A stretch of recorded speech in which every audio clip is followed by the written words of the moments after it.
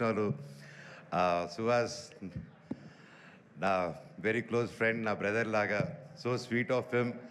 Is always ఎప్పుడు ఎప్పుడు కలిసినా ఒక ప్రేమతో, ఎప్పుడు ఒక చిరునవ్వుతో, హ్యాపీనెస్తో, పాజిటివ్గా ఉంటాడు. I love you Suhas for that. And Suhas గారి గురించి ఒకటి చెప్పాలంటే,